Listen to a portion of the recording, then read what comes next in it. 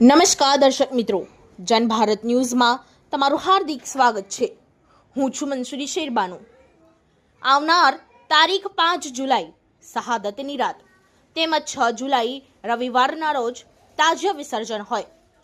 આજ રોજ DCP zone 4ના પન્ના મોમાયાની આગેવાનીમાં કારેલીબાગ, સિટી કુંભારવાડા સહિતના પોલીસ સ્ટેશનના પીઆઈ તથા પોલીસ સ્ટાફ તથા એમજીવી સેલના કર્મચારીઓ, કોર્પોરેશનની દબાણ શાખાના અધિકારીઓ હાજર હતા।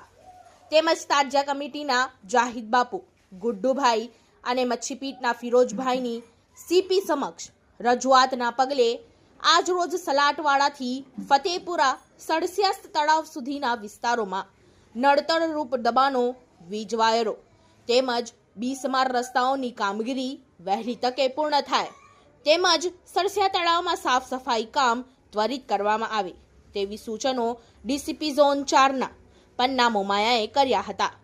અને સાથે સાથે સડસિયા તળાવમાં તાજિયાઓને ઠંડા કરવા વધારાના તરાપાઓ પણ મૂકવાની માંગ તેમજ વિવિધ કામગીરીની સમીક્ષા કરવામાં આવી હતી।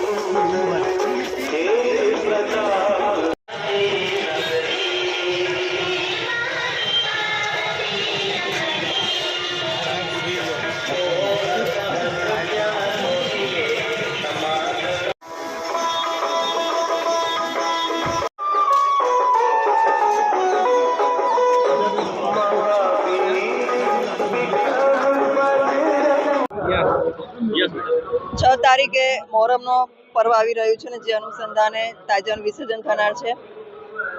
આ વિસર્જનને લઈને આખા રૂટ ઉપર જે ઝોન 4 માં સલાટવાડાથી લઈ અને સરસિયા તળાવ સુધી જે રૂટ હોય છે જ્યાં સૌથી વધારે મેક્સિમમ ત્યાંથી પસાર થઈ અને અહીંયા સરસિયામાં આવે છે એ રૂટ ઉપર આજે તમામ ડિપાર્ટમેન્ટના રિપ્રેઝેન્ટેટિવને સાથે રાખીને ફૂડ પેટ્રોલિંગ કરવામાં આવેલું. આખા રસ્તા ઉપર જરૂરી દબાણો, લટકતા વાયર, કેબલના વાયર, જીબીના વાયર, એમજીવીસીએલના વાયર અને ક્યાં ક્યાં લાઇટની વધારે જરૂર છે એ બધી સૂચના જે તે ડિપાર્ટમેન્ટને આપવામાં આવેલી છે.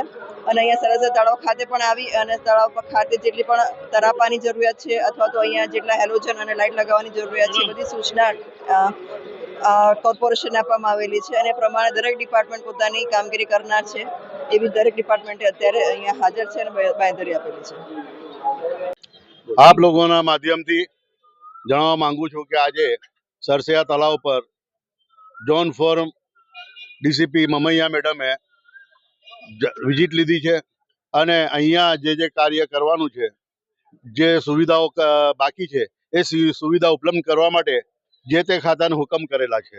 અને મારી એક રિક્વેસ્ટ છે તાજિયા પરવાનેદારોથી કે તાજિયા કતલની રાત્રે દરવાજાની બહાર જ ડીજે રાખે, માંડવી પાસે લઈને ના જાય તથા 10મા ચાંદે બી એટલે વિસર્જનના દિવસે બી રાબેતા મુજબ દરવાજાની બહાર ડીજે રાખવાના, માંડવી સુધી લઈ નહીં જવાના અને તાજિયા અંદર જતા હોય તો ફેરવીને ચાંપાનેર પાસે આવીને ફરી ડીજે વગાડે એવી રીતના આયોજન કરવામાં આવ્યું છે, જે પાલન કરવું પડશે. અને આપણે ઐતિહાસિક ઇમારત છે એટલે ઐતિહાસિક ઇમારત એટલે આપણે બધાએ શહેરની હિતમાં એ ઇમારતનું रक्षण करવું એ જરૂરી છે. बस में आटलू. इस वीडियो को लाइक करें, हमारे चैनल को सब्सक्राइब कर बेल आइकन जरूर प्रेस करें